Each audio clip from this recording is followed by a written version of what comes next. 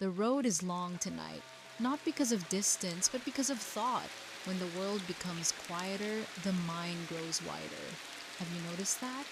In the daytime, attention is pulled outward. Screens, voices, tasks, notifications. But in the slower hours, when sound softens and movement thins, the inner landscape begins to speak. Imagine your thoughts like windows in a tall building. All day, most of them stay closed, curtains drawn, lights off. Yet in calm moments, one window after another begins to glow, not with answers, but with questions. And questions, if you sit with them gently, are warmer companions than answers ever were. We often think clarity arrives like lightning, sudden, sharp, undeniable, but most understanding arrives like rain, drop by drop, quiet accumulation. No single drop explains the storm, yet the ground is changed by the falling. People worry about finding their purpose as if it were a lost object, misplaced keys hidden in the wrong drawer.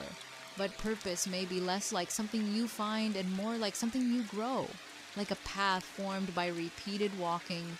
Grass bends where steps return, meaning appears where attention rests. There is also a strange comfort in not knowing. A map shows you where you can go, but mystery shows you that you are alive. If everything were certain, curiosity would disappear. And curiosity is one of the purest forms of energy the human spirit produces. Think about how rarely we truly observe simple things. The sound of distant traffic becomes a river. The ticking clock becomes a heartbeat.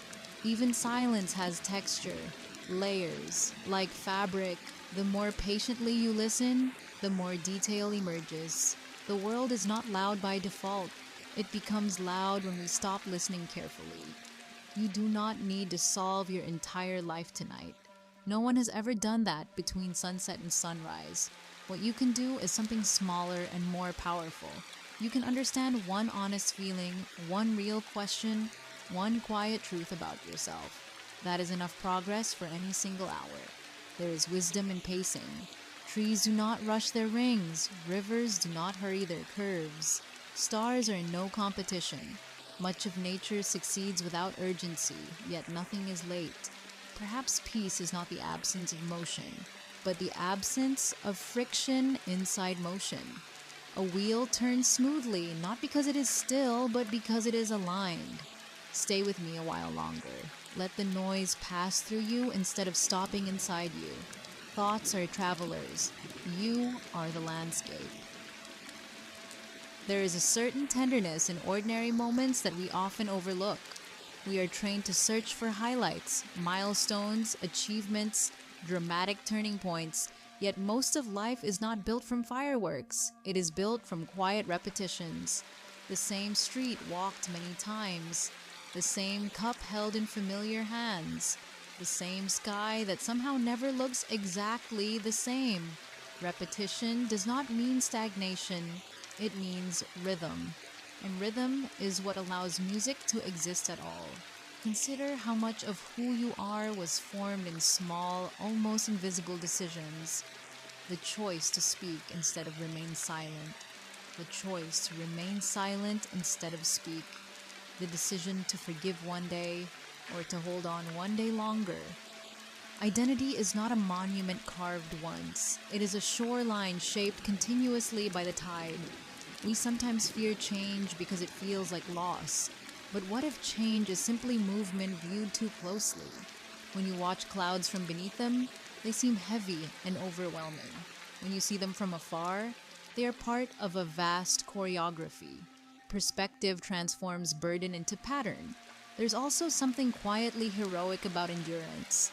Not the dramatic endurance of surviving storms, though that matters too, but the quieter endurance of staying gentle in a world that often rewards sharpness, to remain thoughtful when speed is praised, to remain patient when reaction is easy. This is not weakness, it is a refined strength. Time itself is curious. We measure it in minutes and hours, yet experience stretches and compresses it beyond recognition. A single conversation can linger for years. A whole season can pass like a page turning. Perhaps time is less a straight line and more a fabric, folding and unfolding with our attention. You may have noticed that certainty feels safe, but curiosity feels alive. When we cling too tightly to fixed conclusions about ourselves, this is who I am, this is how it will always be. We trade growth for comfort, but life rarely honors our fixed definitions. It invites us to revise them. And revision is not failure, it is evolution. There is a quiet freedom in allowing yourself to be unfinished. A book that is still being written contains possibility. A completed story, no matter how beautiful, can no longer surprise itself. Listen closely to your own questions. They are not interruptions, they are invitations. When something unsettles you, it may not be trying to disturb your peace. It may be trying to expand it. Notice how even uncertainty has texture. It can be sharp and anxious, yes, but it can also be spacious. A feel before footsteps, an unwritten page before ink. Not all unknowns are threats. Some are beginnings disguised as fog. You are not required to have every direction mapped. Movement itself teaches direction. Action clarifies what thought alone cannot. Let the night stretch a little further. Let your breathing slow without forcing it.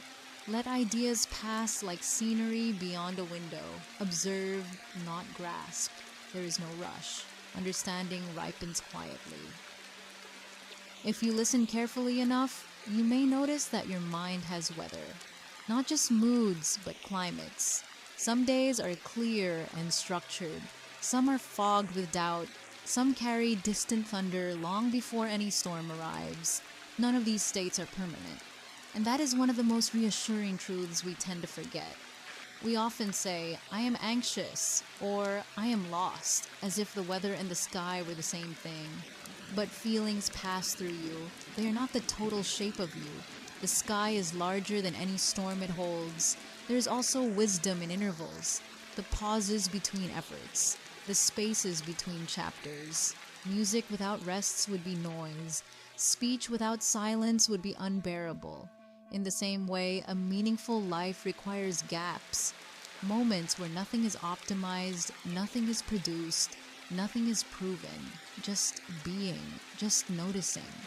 Many people chase motivation, waiting for it like a green light, but motivation often appears after motion, not before it. A single small step creates a second. Energy is frequently generated by use, not by storage. Like warmth in muscles that begin to move. You do not need to become a different person overnight. Transformation rarely arrives as replacement. It arrives as addition. One new habit beside an old one. One new thought beside a limiting one. Growth layers itself quietly, like paint applied patiently. There is a gentle discipline in attention. What you look at regularly begins to shape what you see everywhere. A person who studies kindness starts to notice it in unlikely places. A person who studies flaws finds them even in beauty. Attention is not just observation, it is selection. And selection becomes worldview. It is worth asking from time to time, what am I rehearsing in my thoughts? Because repetition builds belief. If you repeat fear, fear becomes fluent. If you repeat possibility, possibility becomes easier to speak internally. The mind learns from echo. Another comforting thought, you are allowed to outgrow your earlier conclusions. You are allowed to update your understanding without apology.